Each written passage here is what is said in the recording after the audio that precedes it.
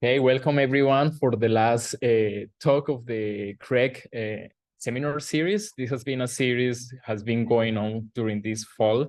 It's the first time that we have the opportunity to showcase the exciting research that all the graduate students that has been awarded the graduate research excellent grants has been conducted over the last year. We aim to continue this effort with other awardees next year. So thank you for supporting this initiative. This corresponds to the grants that the Society for the Study of Evolution has available for their members that are graduate students. The Lewontin Award is directed towards first year's PhD students and master's students potentially next year. And the Rosemary grant award is for advanced PhD students. So we encourage you all to apply, also to encourage other members of your network to do it. You just need to be a member of the society, and membership is very affordable for students, but also now that we are close to Christmas, you can give a membership to students by a discount price. So have a look at there. And with no more delay, I just want to welcome Faye Romero. Faye Romero is a PhD candidate and NSF GRFP Fellow of the University of Rochester with Dr. Nancy Shen's lab.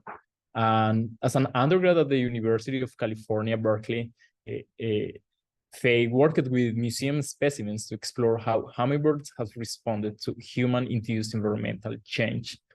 Faye is also an avid swing dancer and bird watcher, and is also passionate about increasing the accessibility of STEM careers to young people. Welcome, Faye, and thank you for offering us an overview of your research and your plans that are in part supported by this grant. Thank you so much for that introduction, Henry, and thank you everyone for stopping by to listen to my talk. So like Henry mentioned, I'm a PhD student at the University of Rochester in Nancy Chen's lab. And today I'm going to be telling you about the genetic architecture of inbreeding depression in a wild population of Florida scrub jays.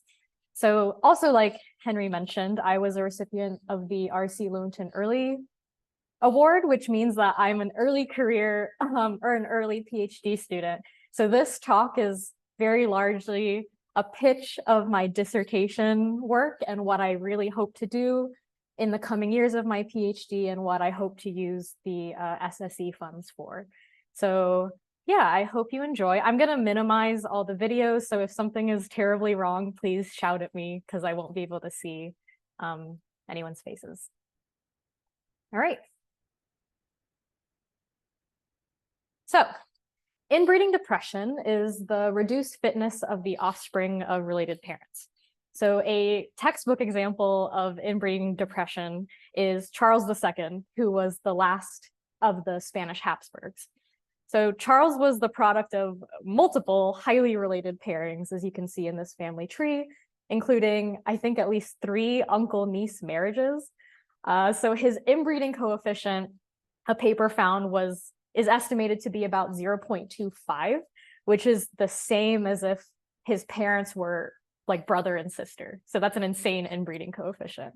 And to get a sense of his fitness, he was described as, quote, always on the verge of death, but repeatedly baffling Christendom by continuing to live. And on the more, wildlife side of things, inbreeding depression can lead to the decline and extinction of wild populations. So some examples here are the Florida panther, which went through a bottleneck in the 1970s with only, I think, less than 20 individuals left in the wild. And currently, people are trying to boost their numbers by introducing Texas panthers into Florida to bring in some more genetic diversity. And then another example I have here is the Isle Royale wolf, where a single male that migrated into this small population in the late 90s was highly successful, which has led to severe inbreeding in this population today. So to talk a little bit about inbreeding, I'm going to start off by showing you this pedigree.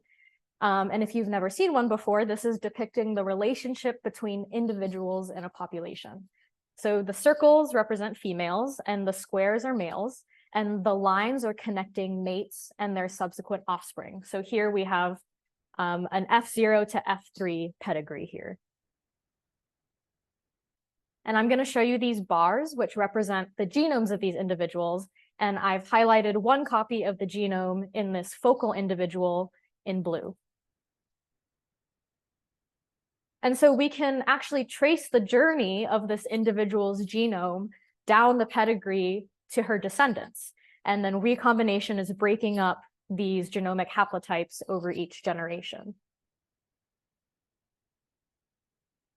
And so I've highlighted here in orange an instance of inbreeding between first cousins in the F2 generation, where both the dad and the mom are transmitting an identical blue haplotype from our focal individual way at the top of the tree to this F3 offspring.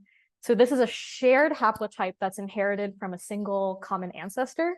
And so this is called a run of homozygosity, or this is a stretch of the genome where an individual is homozygous at all sites.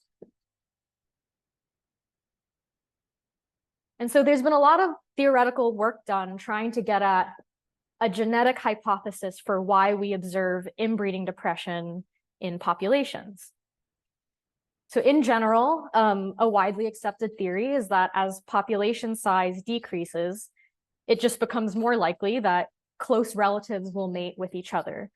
And so the likelihood of inbreeding increases. And then this in turn is going to lead to increased homozygosity across the genome of those inbred individuals that often manifest as runs of homozygosity. And then again, this can lead to the elevated expression of recessive deleterious alleles as they become exposed in this homozygous state. And then this can finally potentially lead to a decline in fitness.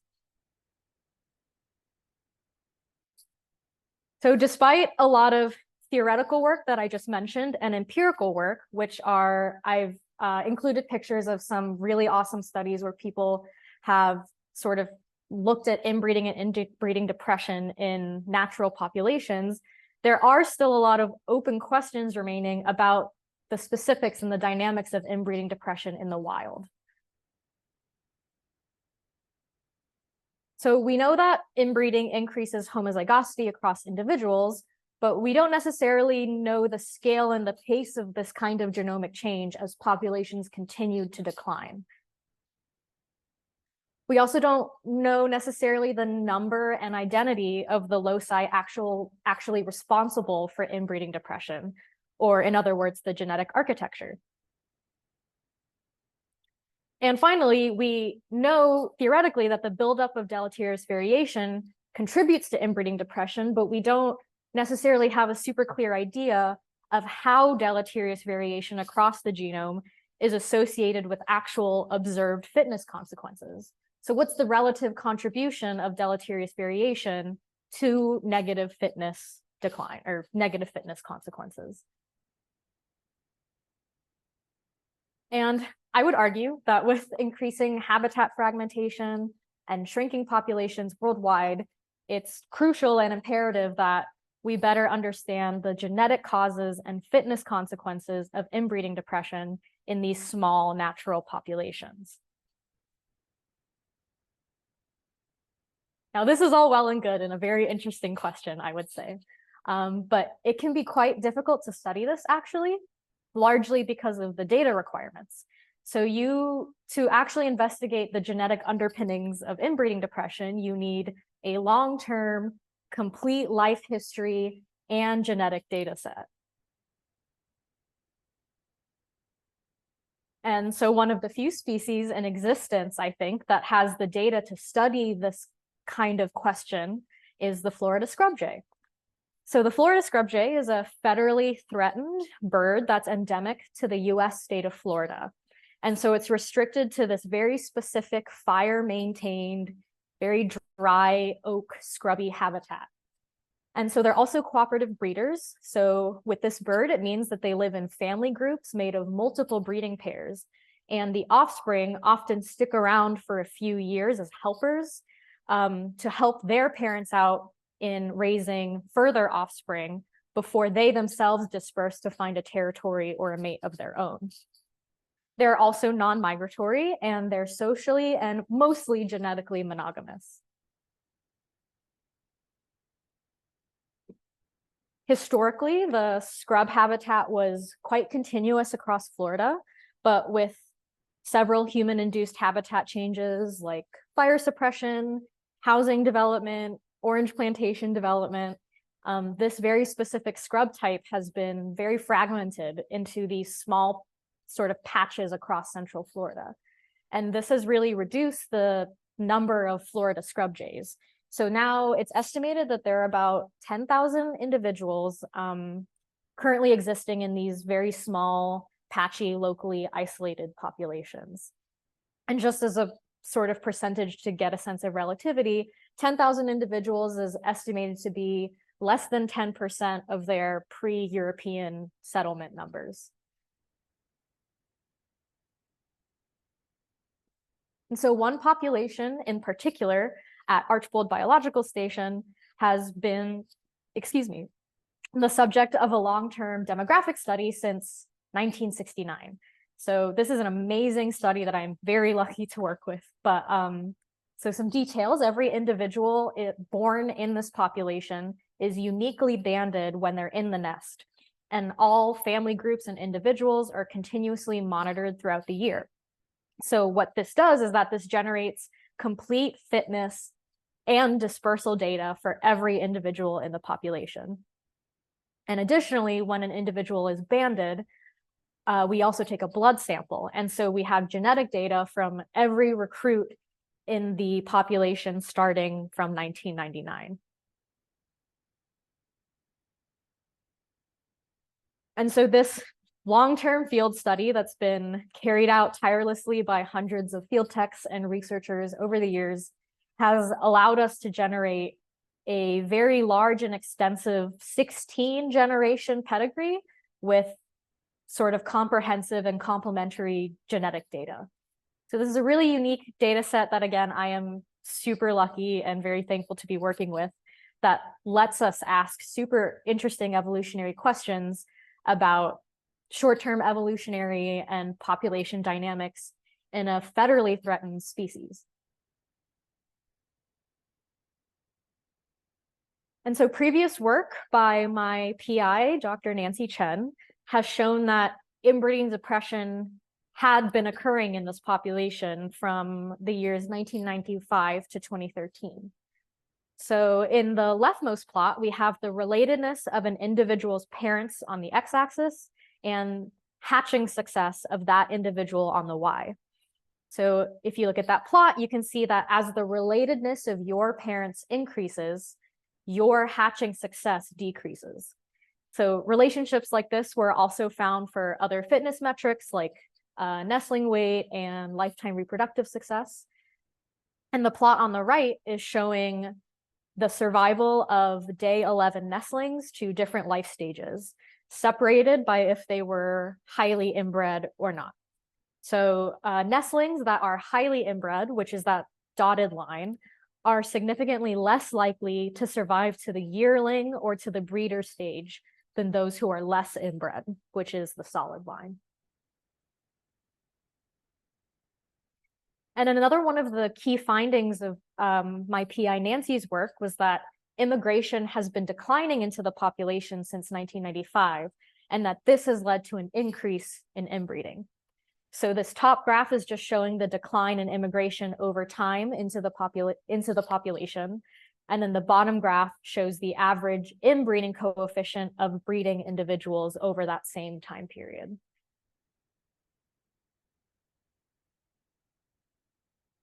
And I just want to note here that previous studies have considered individuals present in this population from 1995 to 2013.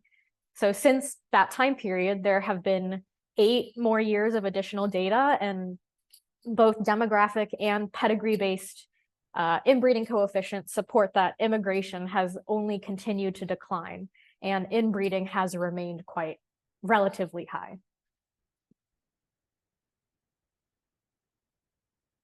And the inbreeding coefficient for Nancy's work that I was just talking about was calculated using a custom SNP chip data set with individuals genotyped to about 15,000 SNPs.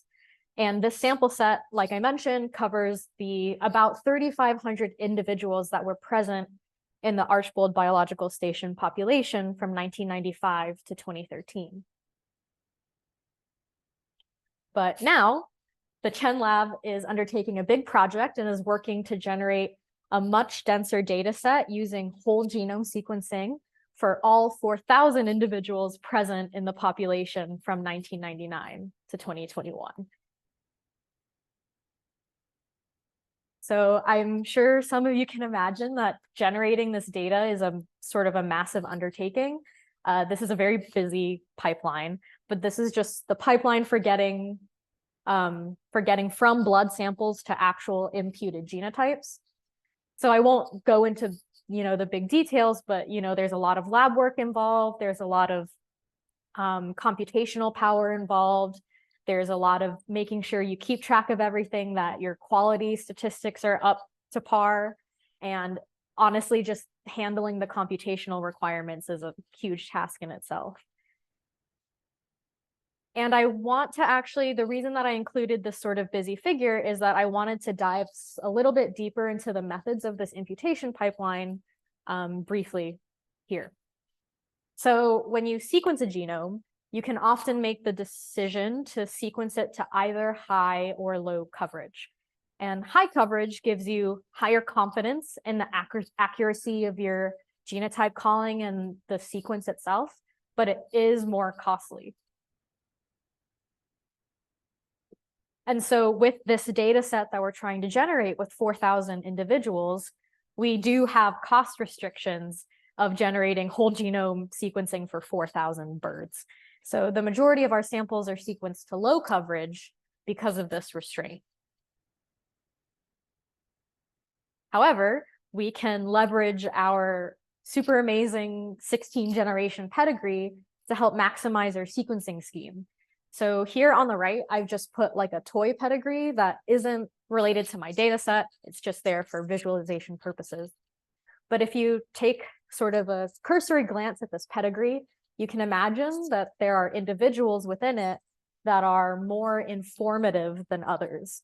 So in other words, I imagine that, I don't think this is the proper word for it, but they exist at critical nodes in the pedigree such that they're related to a large amounts of individuals in the family.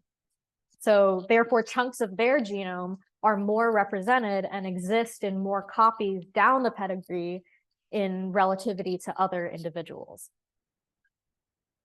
And so I've starred here just a couple examples of what I believe are these critical node individuals where their genomes are highly represented throughout the entire pedigree. And so we can actually use these node individuals to help us strategically select these specific individuals to sequence to high coverage. So this allows us to maximize the genetic information we can get from this population without spending tons of money on high depth sequencing for all 4,000 individuals. And so again, so when we perform the final genotype imputation based on the pedigree, we can leverage this greater sequence confidence of these crucial node individuals to fill in the gaps in their relative sequences.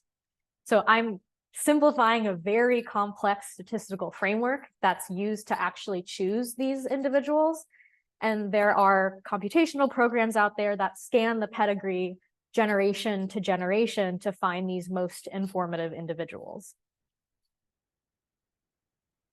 And so I wanted to mention this sort of, subset of this part of the imputation pipeline because I proposed to use the funds associated with the R.C. Lewontin Early Award to sequence an additional 16 node individuals to high coverage. So this will increase the confidence and the quality of our genomic data set overall. So I, really quickly like to thank the SSE for granting me this award. Any individual sequenced to high coverage, especially 16 additional individuals, will really improve this core data set and the quality of it, and will ultimately help me with my dissertation work and help me complete my PhD. So thank you very much. So I'm going to zoom back out to the bigger picture. Again, so we're currently generating this whole genome sequence data set for all 4,000 individual scrub jays present in the ABS population from 1999 to 2021. And so I hope I've convinced you that the Florida scrub jay is really an ideal system to study the genetic causes and fitness consequences of inbreeding depression in the wild. So we have a detailed pedigree, we have individual level lifetime fitness data, and now with this shiny new whole genome sequence data set, we can actually quantify this idea of realized inbreeding across all individuals using runs of homozygosity. And we can study inbreeding depression at a higher resolution than we ever have before. And so I want to bring you back to these open questions that I mentioned earlier. And I am actually turning these open questions into the framework for my proposed dissertation. So for my thesis, I hope to answer these questions or help to answer these questions using the unparalleled data from the Florida scrub jay system. So I first hope to explore the scale and pace of genomic changes during population decline by characterizing the distribution of the runs of homozygosity in this population over time. Then I hope to get at the genetic architecture of inbreeding depression by conducting an ROH-based genome-wide association study. And then finally, I hope to investigate the relative contribution of deleterious variation to fitness consequences by calculating individual-based genetic load and actually linking these values to fitness outcomes. And so now what I'm going to do is I'm going to briefly go over what I plan to do for each of these three components of my dissertation. So a little bit of background. Demographic history really shapes the distribution of runs of homozygosity across the genome. So you can imagine that smaller populations are, again, expected to have increased inbreeding in general, and therefore an increased number of ROH when compared to larger ones because of shared parental ancestry. And then recent inbreeding within the last few generations generates long ROHs that are unique to those inbred individuals. So due to sort of my populations, the Florida scrub jay population's hypothesized demographic history, I'd expect the distribution of ROHs across the genome to reflect these scenarios that I've presented here. So an increased number of ROH generally, and more long, individually unique ROHs. And so I expect the ROH landscape of each birth cohort over time should reflect this pattern of increased inbreeding over time that we've been seeing. So this is just sort of a schematic figure that is a prediction of what I might see. And so I might expect a distribution like this, where I have ROH length on the x-axis and the frequency of each length class on the y. So between 1999 and 2021, I'd perhaps expect the distribution of ROH length to significantly change to where longer ROHs are appearing more frequently in more recent times. Additionally, I want to remind you that previous work has shown that decreased immigration into the population has led to increased inbreeding. And so gene flow is obviously a very important force in this population. And previous work, again, has shown that immigrants contribute a significant amount of genetic variation to the population. But just how important is it? What's the impact of continuous gene flow versus non-continuous gene flow on the ROH landscape? And so to investigate this question, I'm hoping to use simulations to simulate the ROH landscape under different immigration scenarios, hopefully using SLIM4, which this program intakes a set of population genetic parameters to produce different evolutionary scenarios. So it's an individual-based program and is also forward in time. So the output of SLIM is expected sequence data for every individual in your hypothetical population. So if we just take a fun little tour of what I'm hoping to simulate, here I have my hypothetical population of individuals, and then I can set my population genetic parameters like NE to represent my population, let's say 50 generations ago in time, and I can simulate allele and genotype frequencies forward to the present day.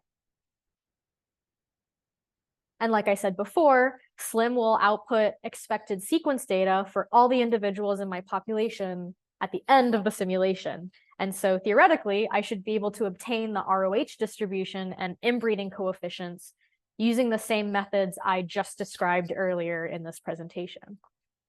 So under a no immigration scenario, I'd expect the population to be extremely inbred with large chunks of the genomes in runs of homozygosity.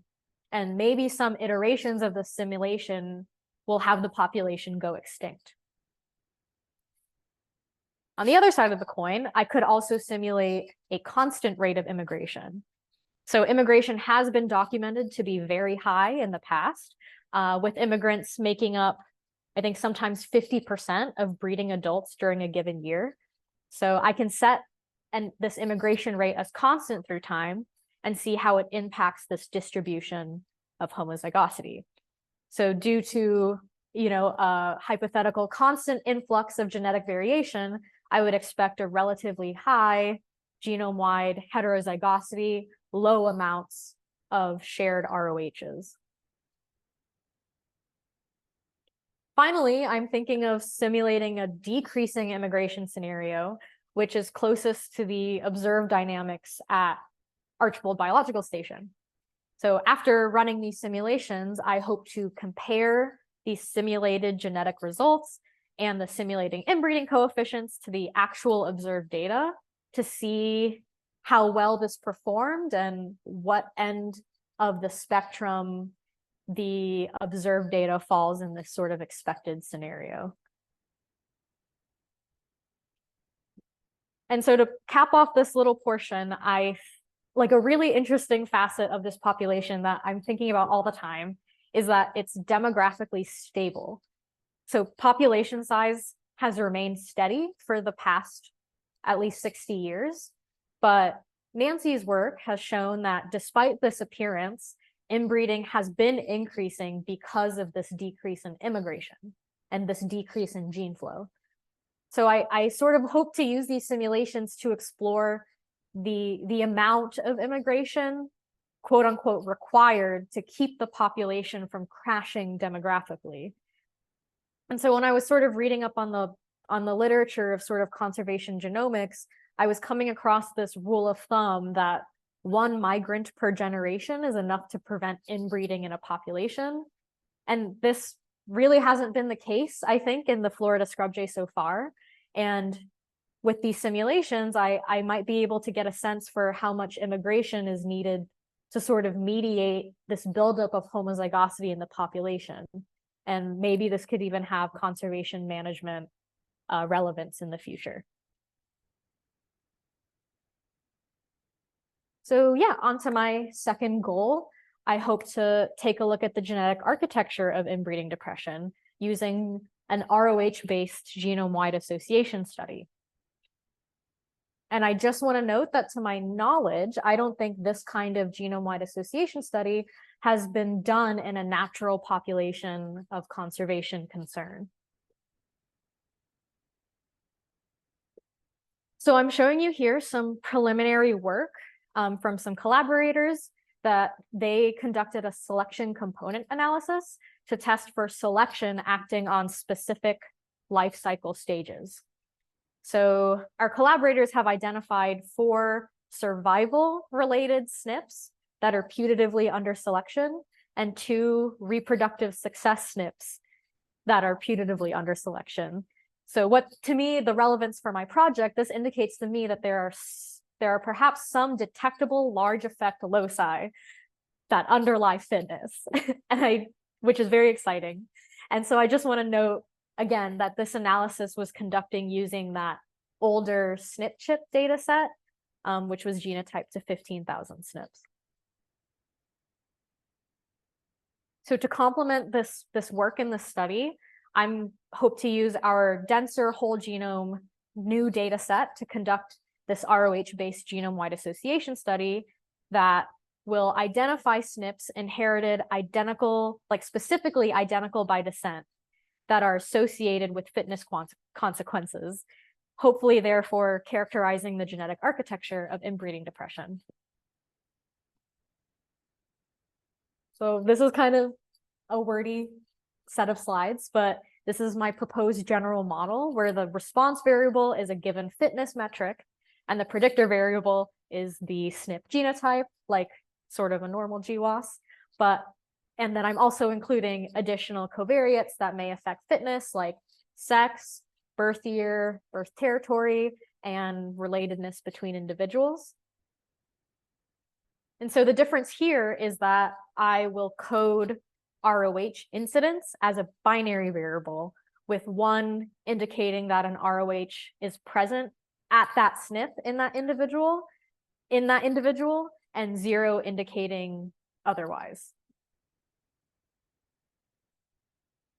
And the fitness metrics I hope to test are largely drawn from previous work in inbreeding depression in this population. So I will test for associations with nestling weight, lifespan of individuals that successfully became breeders, and survival to key life history stages like nestling, fledgling, independence, etc. And I mentioned before that preliminary work has found these putative large effect loci associated with fitness. And my whole genome sequence data set, as opposed to that custom SNP chip data set, includes both more individuals and denser sampling across the genome.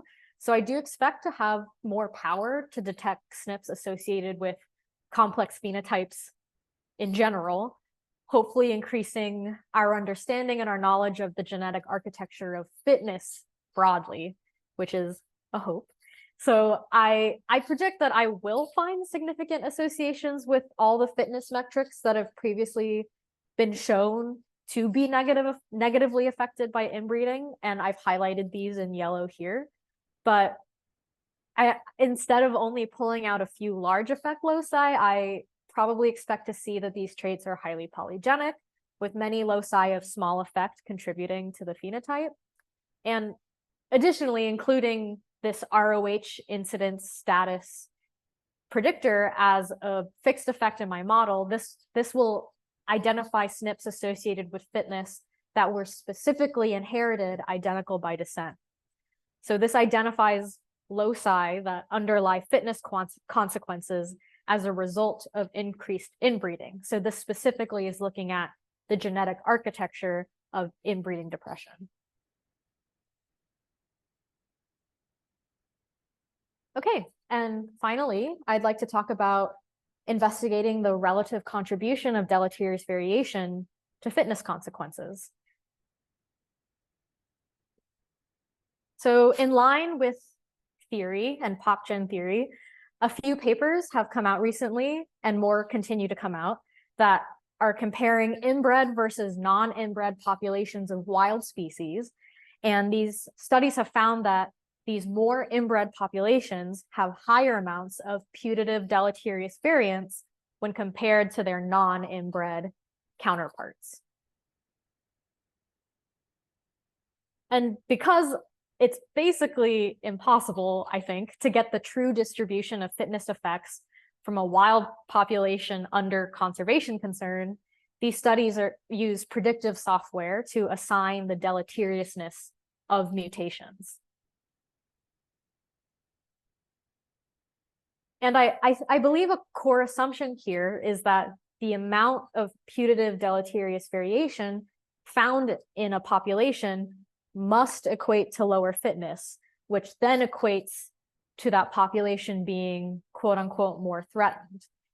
And I feel like we have to make these assumptions because very few of these wild populations have actual fitness data. So you're just working with typically pedigrees and a genetic data set. And some of these studies, I think like the one by Khan et al. 2021 in Indian tigers, have used the conclusions from these kind of predictive analyses to argue for certain conservation management decisions.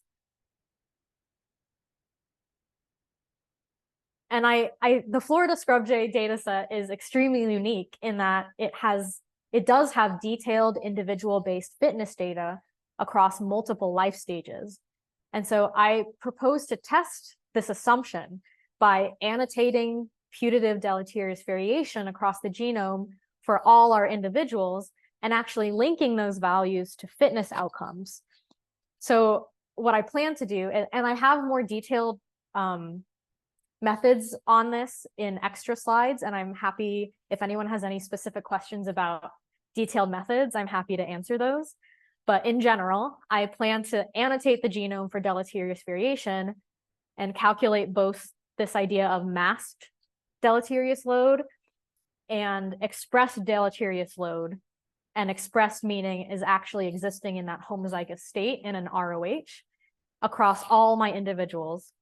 And to see whether these deleterious load values, A, change across the population over time, and B, if these amounts of deleterious load is predictive at all of negative fitness and negative fitness outcomes.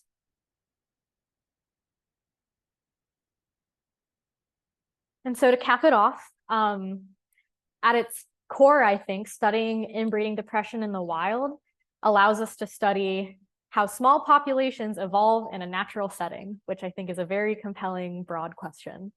And so I hope I've convinced you that my dissertation work in the future, which is going to use this unique and an amazing data set from the Florida scrub jay, will contribute to our broader understanding in general of the evolutionary dynamics of small natural populations over short timescales. And so I'd like to thank my PI, Dr. Nancy Chen, for all of her guidance, and everyone in my lab and at the University of Rochester for helping me out. Also, some collaborators and my funding sources. And I would be happy to take any questions. Thank you very much.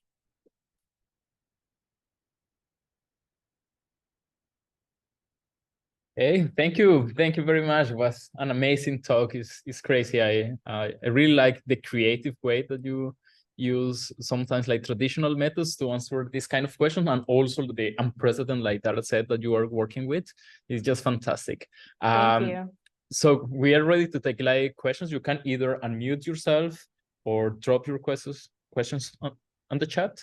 I also might have a few questions, but yeah. Feel free to participate. Okay, to start maybe, I have a question about like the GWAS. I think that is really cool, the model that you were presenting, and I might think that one of the answers that you can get through this is that whether there is a significant effect of the fixed effect, it will tell you that there is like an overrepresentation of like ROH on this kind of like phenotypes that you are interested in. But I'm wondering also like what else you can get from this, considering the classic like GWAS, where you just get hits, and in hindsight maybe you can check whether those hits are enriched by ROH. Just because it's a new approach to me, so I'd like to understand.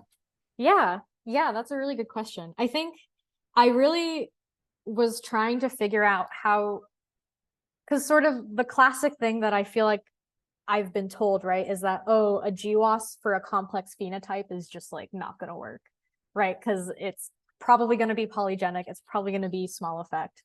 And so I was trying to think of ways to increase the power of the data set. And I came across a couple papers in the livestock, like agriculture literature, that was using this idea of ROH incidence versus not incidence to sort of get at this idea if it's inbreeding specifically that is causing, a decline in fitness. But I think to your question, I think I'm still going to run a traditional GWAS without that ROH incidence and see what it gives me, because I think that's still informative. And then I could, after the fact, look to see where those SNPs are. So I'm still trying to wrap my head around what the information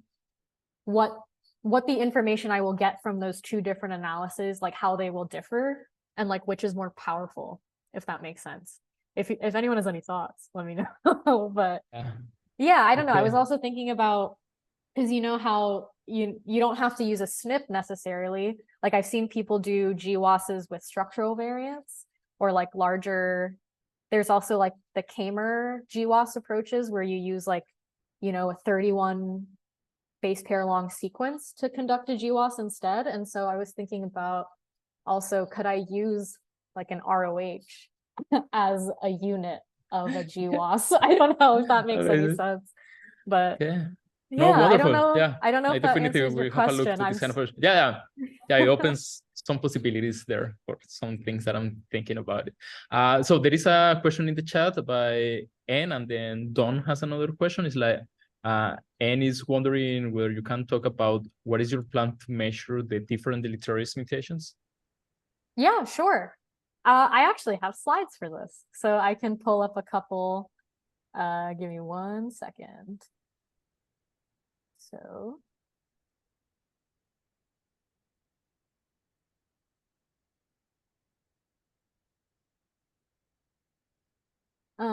Yeah, so in terms of measuring deleterious variation, so I'm sort of following the standard method, or I hope to follow the standard method that I've seen a lot of people do in the literature, which is you can annotate the genome for putative deleterious variants. And so there are a lot of software out there that can do this. And so I've just listed a couple here that I was maybe thinking of using. And then I came across this method by Mather and DeWoody in 2021, where you can calculate this idea of potential deleterious load. And so the potential deleterious load is the number of deleterious variants that you got out of your annotation software over the total number of synonymous sites, or of non-synonymous sites, excuse me. And then you can calculate this idea of realized deleterious load, which is the proportion of those deleterious sites that are actually homozygous. And so what I hope to do with these two statistics is we can look at, and if anyone has any thoughts on this, let me know, but you can look at this idea of potential load over realized load over time, or like masked load versus unmasked load over time.